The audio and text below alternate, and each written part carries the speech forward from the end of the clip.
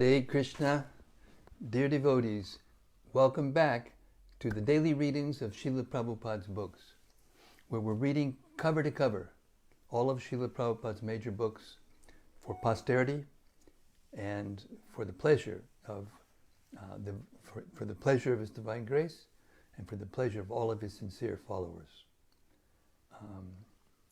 I'd like to make a public announcement that we found out that if I have 1,000 followers, or subscribers rather, to the YouTube channel, which we already have a YouTube channel, Daily Readings of Srila Prabhupāda's books, then we can do this same platform, the same format of live streaming and having devotees type in their reflections and questions and then having them read out.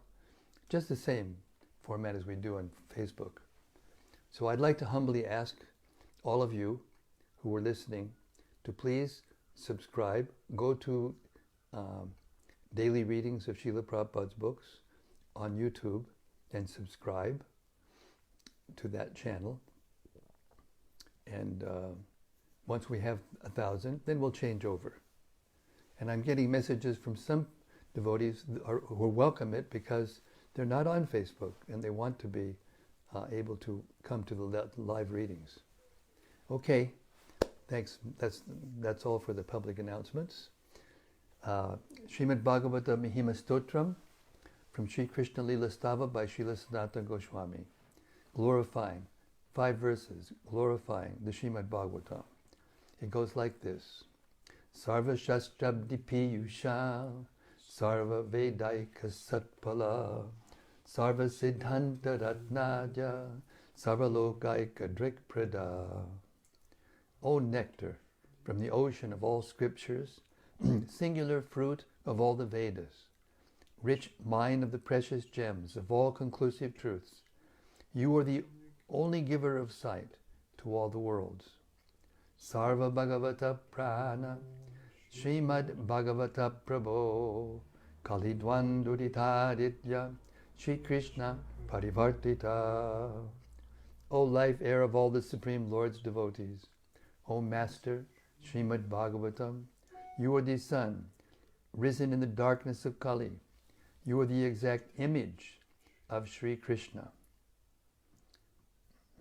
Paramananda Pataya, Prema Varshak Shadayate, Sarvada Sarvasevyaya, Shri Krishnaya Namostume. I bow down to you, who are supremely blissful to read. Your every syllable pours down a flood of prema. You can always be served by everyone. You are Shri Krishna Himself.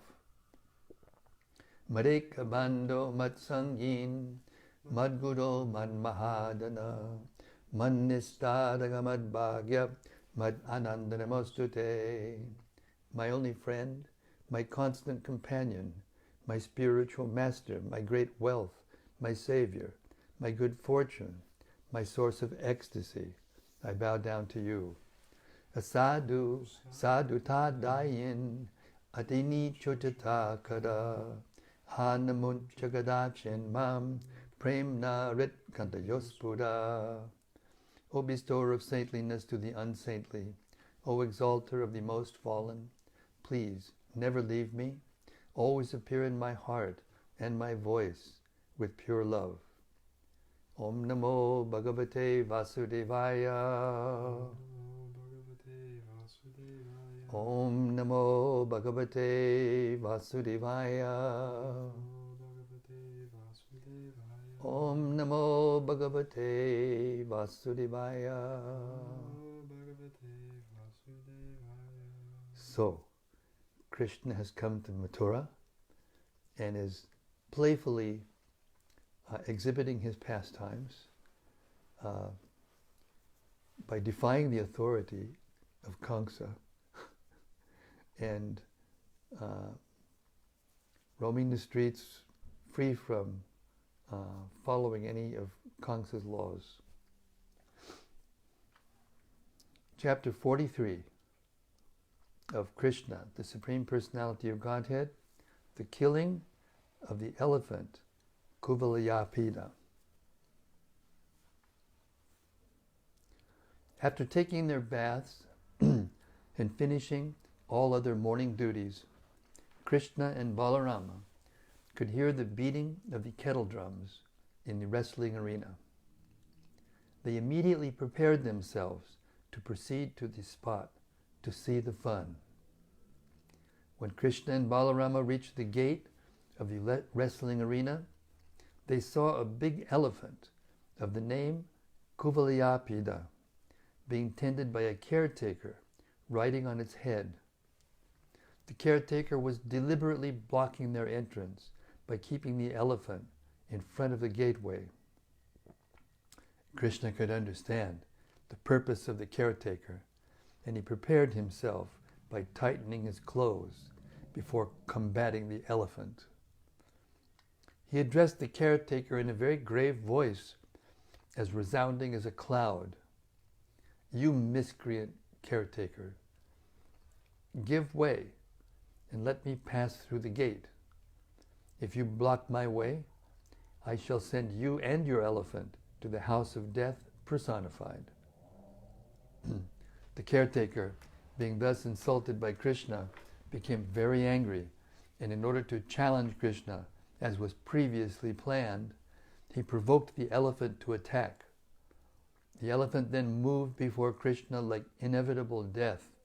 It rushed toward him and tried to catch him with its trunk. But Krishna very dexterously moved behind the elephant. Being able to see only to the end of its trunk, the elephant could not see Krishna hiding behind its legs, but it tried to capture him with its trunk. Krishna again, very quickly, escaped capture, and he again ran behind the elephant and caught its tail. Holding the elephant by its tail, Krishna began to pull it, and with very great strength, he dragged it for at least 25 yards, just as Garuda drags an insignificant snake. Krishna pulled the elephant from this side to that side, from right to left, just as he used to pull a calf by its tail in his childhood. After this, Krishna went in front of the elephant and gave it a strong slap. He then slipped away from the elephant's view and ran to its back. Then, falling down on the ground, Krishna placed himself in front of the elephant's two legs and caused it to trip and fall. Krishna immediately got up, but the elephant, thinking that he was still lying down, tried to push an ivory tusk through the body of Krishna by forcibly stabbing it into the ground. Although the elephant was harassed and angry, the caretaker riding on its head tried to provoke it further. The elephant then rushed madly toward Krishna. As it came within reach, Krishna caught hold of the trunk and pulled the elephant down. When the elephant and caretaker fell, Krishna jumped up on the elephant, broke off one of his tusks, and with it killed the elephant and the caretaker also. After killing the elephant, Krishna took the ivory tusk on his shoulder, decorated with drops of perspiration and sprinkled with the blood of the elephant. He looked very beautiful, and thus he proceeded toward the wrestling arena. Lord Balaram took the other tusk of the elephant on his shoulder. Accompanied by their cowherd boyfriends, they entered the arena. When Krishna entered the wrestling arena with Balaram and their friends, he appeared differently to different people according to their different relationships, rasas, with him. Krishna is the reservoir of all pleasure and all kinds of rasas, both favorable and unfavorable. He appeared to the wrestlers exactly like a thunderbolt. To the people in general, he appeared as the most beautiful personality. To the females, he appeared to be the most attractive male, Cupid, personified, and thus he increased their lust. The cowherd men who were present there looked upon Krishna as their own kinsman, coming from the same village of Vrindavan. The impious Kshatriya kings who were present saw him as the strongest ruler and their chastiser. To the parents of Krishna, Nanda and Yashoda, he appeared to be the most loving child. To Kaṁsa, the king of the Bhoja dynasty, he appeared to be death personified. To the unintelligent, he appeared to be an incapable personality. To the yogis present, he appeared to be the supersoul. To the members of the Vrishni dynasty, he appeared to be the most celebrated descendant. Thus appreciated differently by different kinds of people present, Krishna entered the wrestling arena with Balarama and his cowherd boyfriends, having heard that Krishna had already killed the elephant, Kuvalayāpīḍa. Kaṁsa knew, having heard that Krishna had already killed the elephant, Kuvalayāpīḍa, Kaṁsa knew beyond doubt that Krishna was formidable. He thus became very much afraid of him. Krishna and Balarama had long arms. They were beautifully dressed, and they were attractive to all the people assembled there. They were dressed as if they were going to act on a dramatic stage, and they drew the attention of all people. The citizens of Mathura city, who saw Krishna, the Supreme Personality of Godhead, became very much pleased and began to look on his face with insatiable glances, as if they were drinking the nectar of heaven. Seeing Krishna gave them so much pleasure that it appeared as if they were only drinking the nectar of seeing, not only drinking the nectar of seeing his face, but were also smelling the aroma and licking up the taste of his body, and were embracing him and Balarama with their arms. They began to talk among themselves about the two transcendental brothers.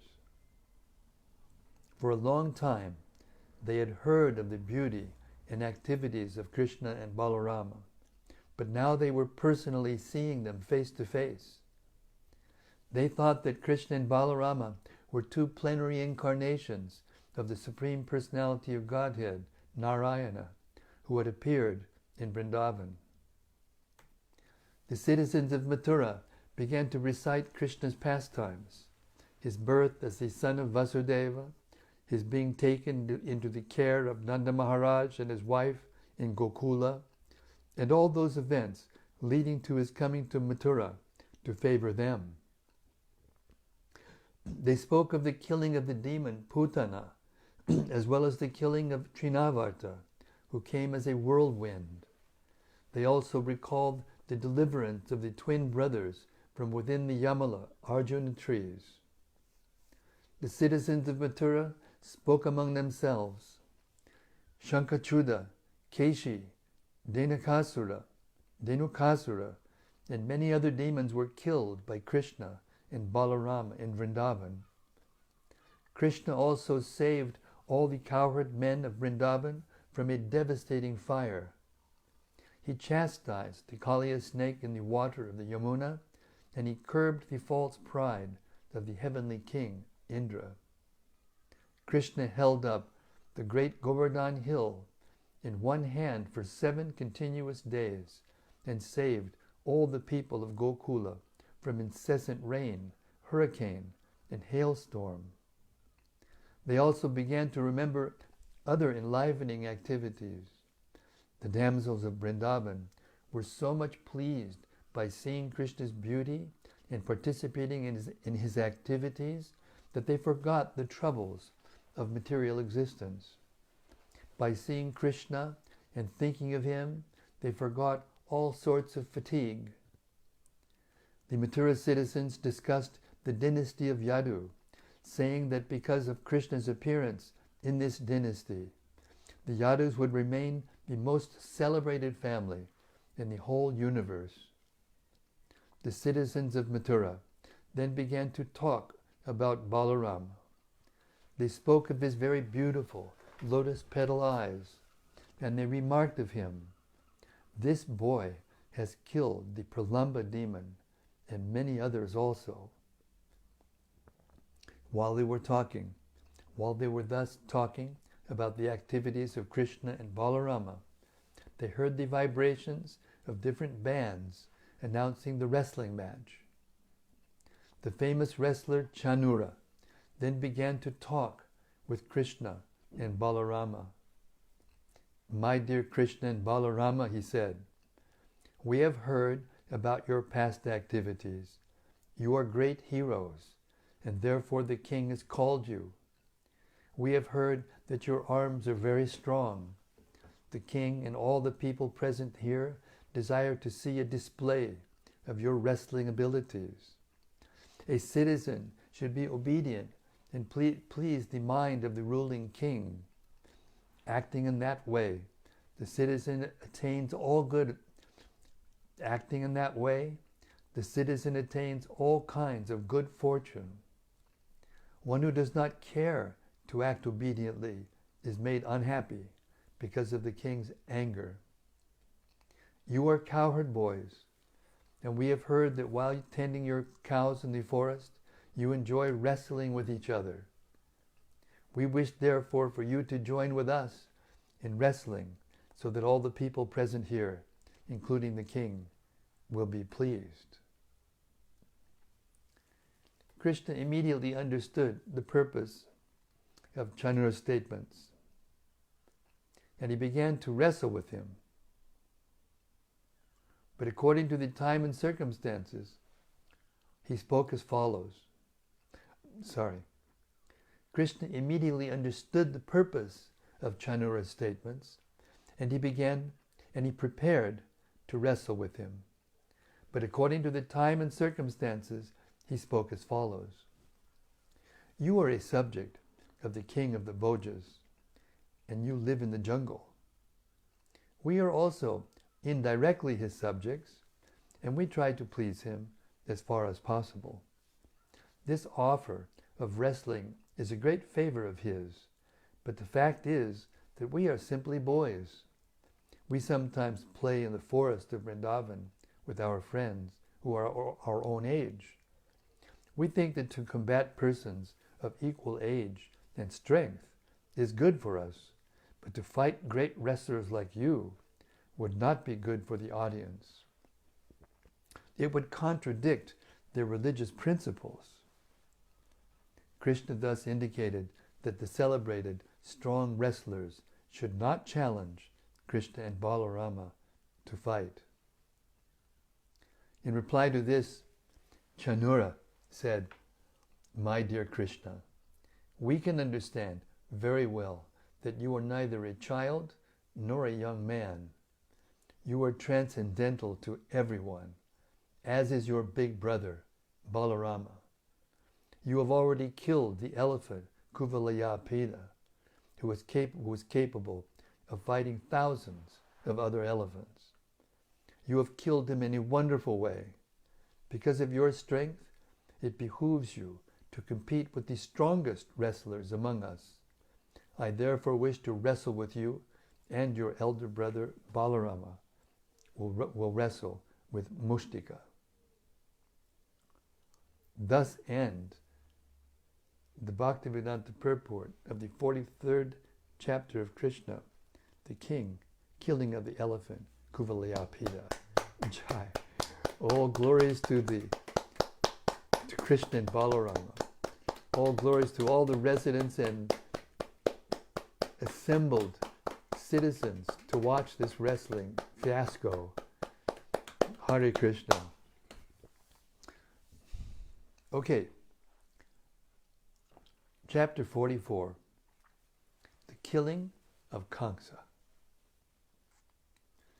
After Kaṁsa's wrestlers expressed their determination, the Supreme Personality of Godhead, the killer of Madhu, confronted Chanura, and Lord Balarama, the son of Rohini, confronted Mushtika.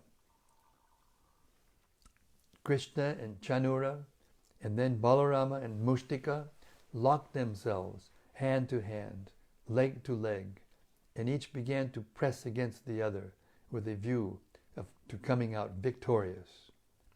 They joined palm to palm, calf to calf, head to head, chest to chest, and began to strike each other. The fighting increased as they pushed each other from one place to another.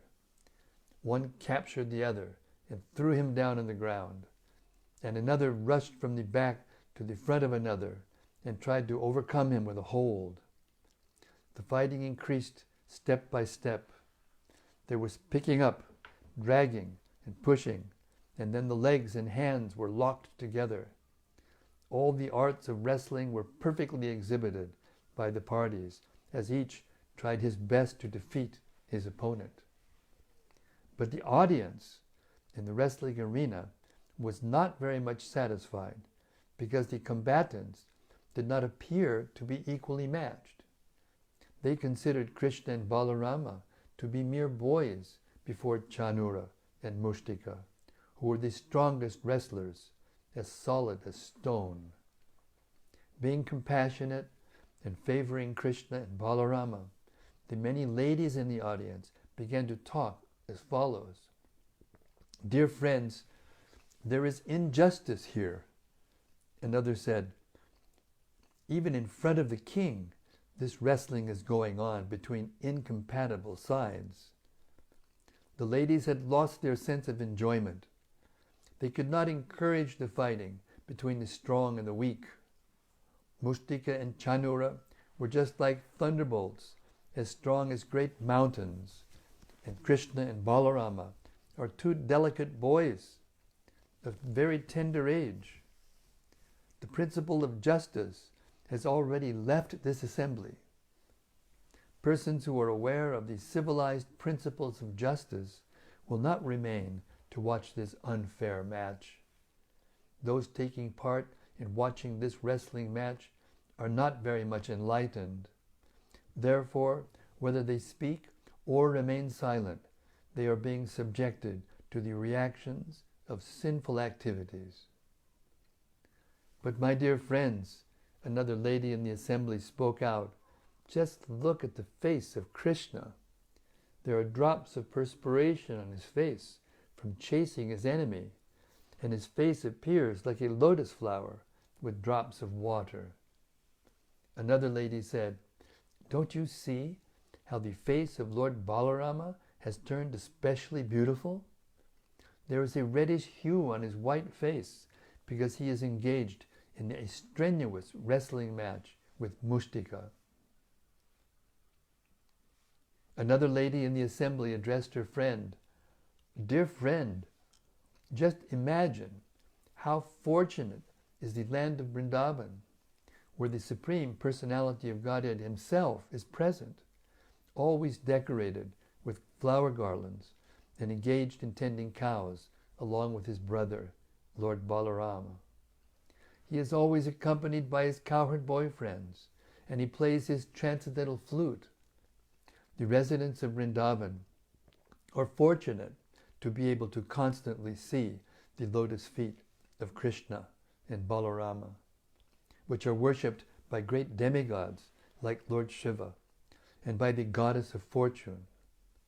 We cannot estimate how many pious activities were executed by the damsels of Brajabhumi, so that they were able to enjoy the Supreme Personality of Godhead by looking upon the unparalleled beauty of his transcendental body. The beauty of the Lord is beyond compare. No one is higher than or equal to him in beauty of complexion or bodily luster. Krishna and Balarama are the reservoir of all kinds of opulence, namely wealth, strength, beauty, fame, knowledge, and renunciation. The gopis are so fortunate that they can see and think of Krishna 24 hours a day, beginning from their milking the cows, or husking the paddy, or churning the butter in the morning, while engaged in cleaning their houses and washing their floors, they are always absorbed in thought of Krishna. The gopis give a perfect example of how one can execute Krishna consciousness, even while performing various kinds of material engagements. By constantly being absorbed in the thought of Krishna, one cannot be affected by the contamination of material activities. The gopis, therefore, are perfectly in trance, samadhi, the highest perfectional stage of mystic yoga. The highest perfectional stage of mystic power. In the Bhagavad Gita, it is confirmed that one who is constantly thinking of Krishna is a first-class yogi among all kinds of yogis. My dear friend, one lady told another, we must accept the activities of the gopis to be the highest form of piety. Otherwise, how could they have achieved the opportunity of seeing Krishna both morning and evening? In the morning when he goes to the pasturing ground with his cows and cowherd boyfriends, and in the evening when he returns with them, playing on his flute and smiling very brilliantly. When Lord Krishna, the super soul of all living beings, when Lord Krishna, the super soul of every living being, understood that the ladies in the assembly were anxious for him, he decided not to continue wrestling, but to kill the wrestlers immediately. The parents of Krishna and Balarama, namely Nanda Maharaj, Yashoda, Vasudeva, and Devaki, were also very anxious because they did not know the unlimited strength of their children. Lord Balarama was fighting with the wrestler Mushtika in the same way that Krishna, the Supreme Personality of Godhead, was fighting and wrestling with Chanura. Lord Krishna appeared to be cruel to Chanura, and he immediately struck him thrice with his fist. The great wrestler was jolted, to the astonishment of the audience. Chanura then took his last chance and attacked Krishna, just as one hawk swoops upon another. Folding his two hands, he began to strike the chest of Krishna. But Lord Krishna was not even slightly disturbed, any more than an elephant is when hit by a lotus flower, by a flower garland. Krishna quickly caught the two hands of Chanura and began to wheel him around. Simply by this centrifugal force, Chanura lost his life. Krishna then threw him to the ground. Chanura fell, just like the flag of Indra, and all his nicely fashioned ornaments were scattered hither and thither. Mushtika also struck Balarama, and Balarama returned the stroke with great force. Mushtika began to tremble and vomit blood. Distressed, he gave up his vital force and fell down, just as a tree falls down in a hurricane. After the two wrestlers were killed, a wrestler named Kuta came forward. Lord Balarama immediately caught him with his left hand and killed him, nonchalantly. A wrestler of the name Shala came forward, and Krishna immediately cracked his head with a kick. A wrestler named Toshala came forward and was killed in the same way. Thus all the great wrestlers were killed by Krishna and Balarama, and the remaining wrestlers fled from the assembly out of fear for their lives. All the cowherd boyfriends of Krishna and Balarama approached them and congratulated them with great pleasure. While trumpets resounded and drums were beaten, the leg bells on the feet of Krishna and Balaram tinkled. All the people gathered there began to clap in great ecstasy and no one could estimate the bounds of their pleasure. The Brahmanas present began to praise Krishna and Balarama ecstatically. Only Kaṁsa was morose. He neither clapped nor offered benediction to Krishna. Kaṁsa resented that the trumpets and drums should be played for Krishna's victory, and he was very sorry that the wrestlers had been killed and had fled the assembly. He therefore immediately ordered the band to stop playing and addressed his men as follows. I order that these two sons of Vāsadeva be immediately driven out of Mathura. The cowherd boys who have come with them should be plundered and all their riches taken away. Nanda Maharaj should immediately be arrested and killed for his cunning behavior, and that rascal Vāsadeva should also be killed without delay. Also my father, Ugrasena, who is always supported by enemies against my will, should be killed. When Kaṁsa spoke in this way, Lord Krishna became very angry with him, and within a second he jumped onto the high dais of King Kaṁsa. Kaṁsa was prepared for Krishna's attack, for he knew from the beginning that Krishna was to be the supreme cause of his death. Kaṁsa immediately unsheathed his sword and prepared to answer the challenge of Krishna with sword and shield. As Kaṁsa wielded his sword up and down, hither and thither, Lord Krishna, the supreme powerful Lord, caught hold of him with great force.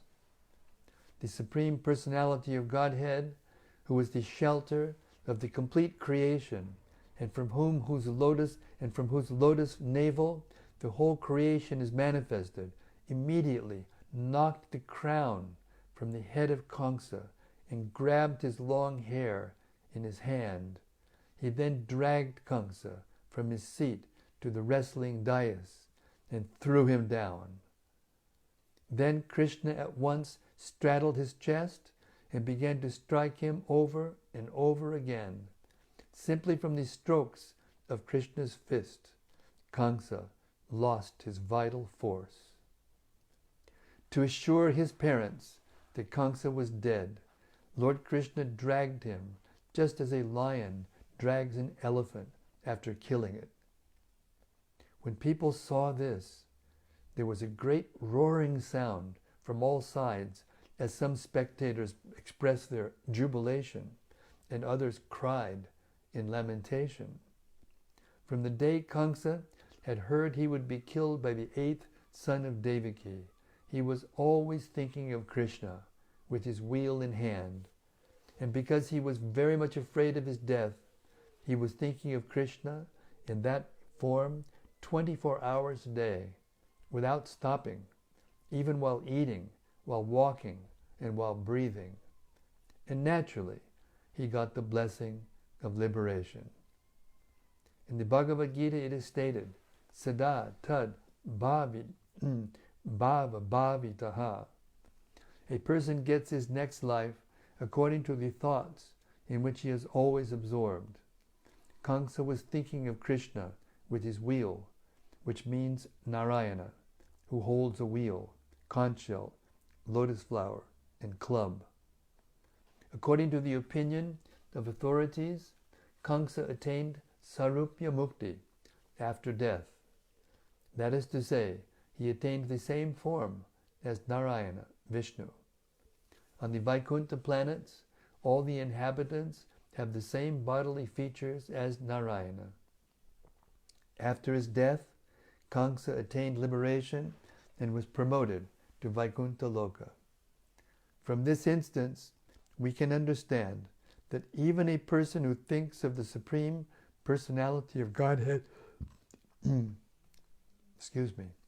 From this instance, we can understand that even a person who thinks of the Supreme Personality of Godhead as an enemy gets liberation or a place in a Vaikuntha planet. So what to speak of the pure devotees who are always absorbed in favorable thoughts of Krishna. Even an enemy killed by Krishna gets liberation and is placed in the impersonal Brahmajyoti. Since the Supreme Personality of Godhead is all good, anyone thinking of Him, either as an enemy or as a friend, gets liberation. But the liberation of a devotee and the liberation of the enemy are not the same. The enemy generally gets the liberation of Sayuja, and sometimes he gets Sarupya, liberation. Kaṁsa had 8 brothers, headed by Kanka, all of them younger than he, and when they learned that their elder brother had been killed, they combined together and rushed toward Krishna in great anger to kill him. Kaṁsa and his brothers were all Krishna's maternal uncles, brothers of Krishna's mother, Devaki. When Krishna killed Kaṁsa, he killed his maternal uncle, which is against the regulations of Vedic injunctions. Although Krishna is independent of all Vedic injunctions, he violates the Vedic injunctions only in inevitable cases. Kaṁsa could not be killed by anyone but Krishna. Therefore, Krishna was obliged to kill him. But as far as Kaṁsa's 8 brothers were concerned, Balarama took charge of killing them. Balarama's mother Rohini, although the wife of Vyāsadeva, was not the sister of Kaṁsa. Therefore, Balarama took charge of killing all of Kaṁsa's 8 brothers. He immediately took up an available weapon, most probably the elephant's tusk, which he carried, and killed the 8 brothers one after another, just as a lion kills a flock of deer. Krishna and Balarama thus verified the statement that the Supreme Personality of Godhead appears in order to give protection to the pious and to kill the impious demons, who are always enemies of the demigods. The demigods from the higher planetary systems showered flowers, congratulating Krishna and Balarama. Among the demigods were powerful personalities like Lord Brahma and Lord Shiva, and all joined together in showing their jubilation over Kaṁsa's death. There were beating of drums and showering of flowers from the heavenly planets, and the wives of the demigods danced in ecstasy. The wives of Kaṁsa and his brothers were aggrieved at the sudden death of their husbands, and all of them struck their foreheads and shed torrents of tears, crying loudly and embracing the bodies of their husbands, which lay on the wrestling dais. The wives of Kaṁsa and his brothers lamented, addressing the dead bodies, "Our dear husbands, you are so kind and are the protectors of your dependents. Now, after your death, we are also dead, along with your homes and children. We no longer look auspicious. On account of your death, the auspicious functions to take place, such as the sacrifice of the bow, have all been spoiled.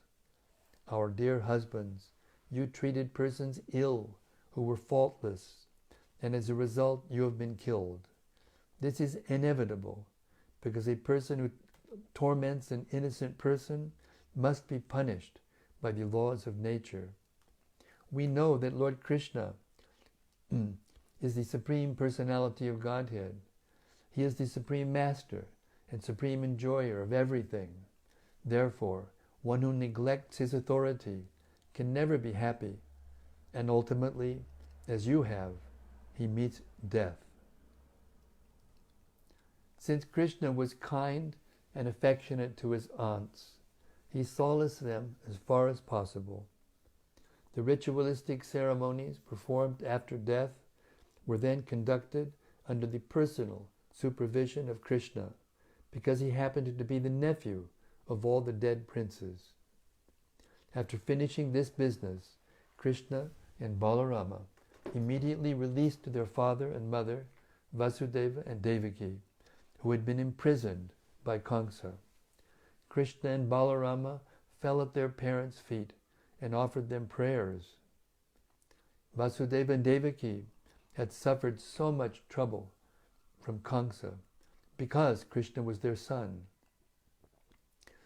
Devaki had suffered so much trouble from Kaṁsa. Devaki and Vasudeva were fully conscious of Krishna's exalted position as the Supreme Personality of Godhead. Therefore, although Krishna touched their feet and offered them obeisances and prayers, they did not embrace them, but simply stood up to hear the Supreme Personality of Godhead. Although Krishna was born as their son, Vasudeva and Devaki were always conscious of his position. Thus ends the Bhaktivedanta purport of the 44th chapter of Krishna, the killing of Kaṁsa. Jai, all glories to Krishna and Balaram. All glories to all the devotees of Krishna and Balaram. And all glories to the mercy of Krishna, who delivered Kaṁsa and gave him sarup, liberation, despite his heinous activities. Hare Krishna. 6:59. Well, 6:58, sorry. We'll stop our reading there tonight. Hare Krishna. Exciting. Krishna's pastimes are in every way exciting and thrilling. Yeah.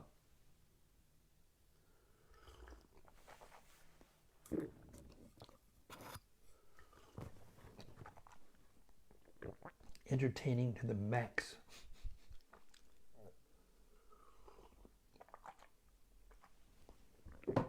Okay, what do we have tonight in the terms of reflections and ecstatic realizations? First is from Sudevi Dasi. Hare Krishna, Sudevi Dasi. She says, Hare Krishna Maharaj. Hare Krishna. Gopi Chandra Devi Dasi says, Hare Krishna Hare Krishna, Maharaj. Gopi Chandra. Vilas Manjari. She says, Dear Maharaj, please accept my humble obeisances. Looking forward to the change to YouTube. In Australia, Facebook is becoming less popular, and I know many people who don't have it. Yes, when we, it's becoming so difficult to get it to work for us anyway, that we have to regularly, delete it on our phone and then reinstall it. And every time I have to go to the App Store, and now they're they have a system of, 5 stars, and ones that are very good, they have 5 or 4 point something. It now has 2 stars only. Actually, it's 1.7. They rounded up to 2. So we know this, that Facebook is becoming very cumbersome for people to use. And it's all about, making money for a lot of people. So, yes, we will switch over. It's just a matter of time now. So we again, we ask everyone who's listening in, either live or who are listening at another time, please subscribe to the YouTube channel. And as soon as we reach 1,000, Mayapur Shashi will let me know, and we'll switch over. From what I understand, it's very easy. Once we have 1,000 subscribers, we have now over 2,700 followers of this daily readings, so it shouldn't be any problem at all. So we look forward to the day when we can go directly onto the YouTube channel. I mean, personally, I don't have a Facebook account.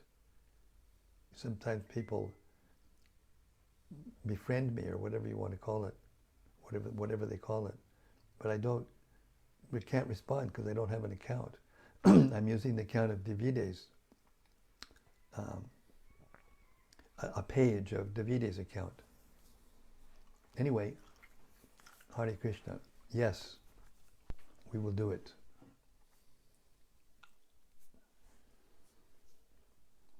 From Gopakanya. Mm-hmm.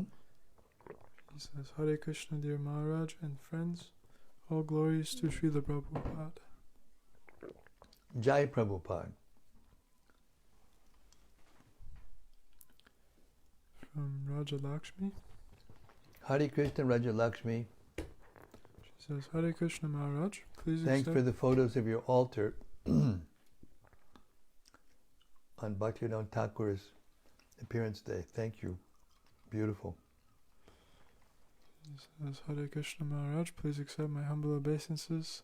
All glories to Śrīla Prabhupāda and all glories to your daily readings. Hare Krishna, thank you. This is from Serge Keller. Serge, S-E-R-G-E, Keller. Serge Keller, Hare Krishna. He says, Hare Krishna from Russia. Hare Krishna from Russia. Hare Krishna to Russia.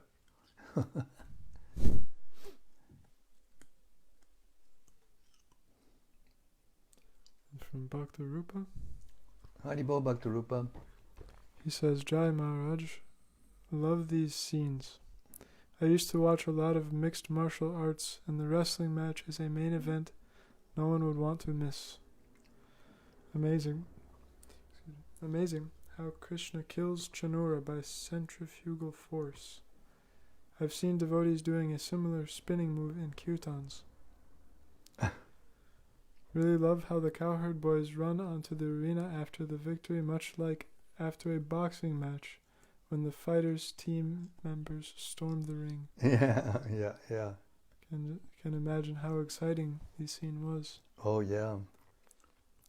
Krishna uses a popular mixed martial arts technique to kill Kaṁsa known as ground and pound.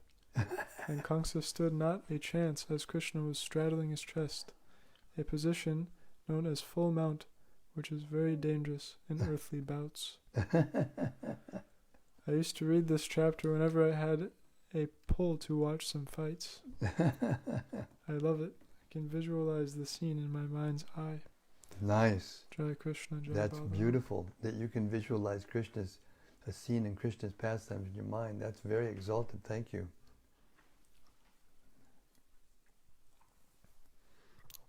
The Saloni Sachi Sundari Hare Krishna.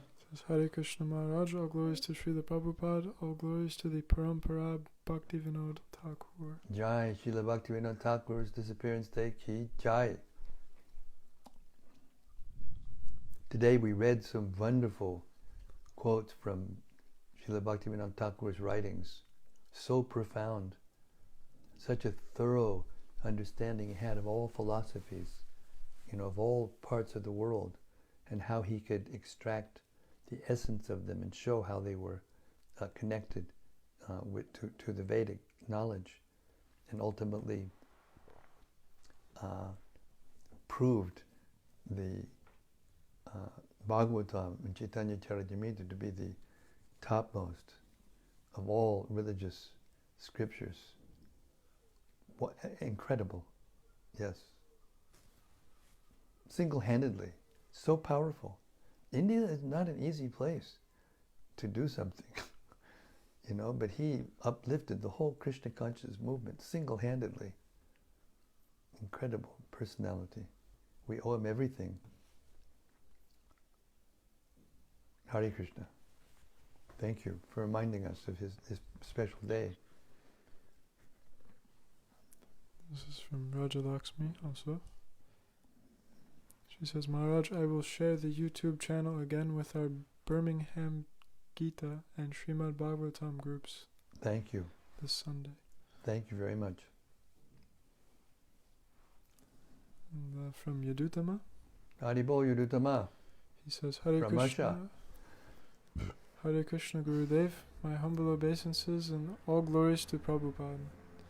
I really got a kick out of hearing all the different moods of the devotees glorifying Krishna and Balaram. Also, I loved how Kaṁsa and the others were nonchalantly dispatched by Krishna and Balaram. Yes. It's play. Everything that Krishna does is like a play. He's playing. He's like this is what pastimes means. You know, little children under 5 years old, they are very active, but they don't have any really purpose to what they're doing. I mean, they have a purpose, they're playing, but they don't have any obligation to do anything. They just play. That's what they call pastime. Krishna's pastimes are the supreme pastime, the supreme playing. Everything he does, even when he goes out in armies and kills thousands and thousands of men at one time, for him it's just like a play. He's entertaining his devotees, basically. Hare Krishna, giving pleasure to his devotees.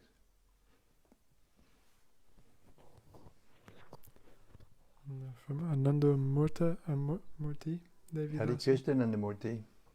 She says, Dear Gurudev, please accept my humble obeisances. All glories to Śrīla Prabhupāda. Because of your reading of Krishna book every day at the time of Brahma Muhurta, I can remember the transcendental activity and your mercy and start chanting. Thank you so much.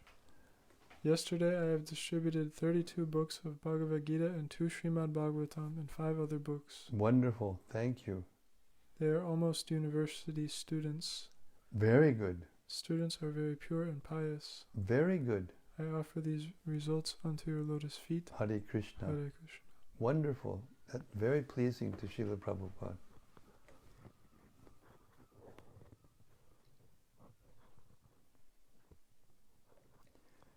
Once again, all I can do is just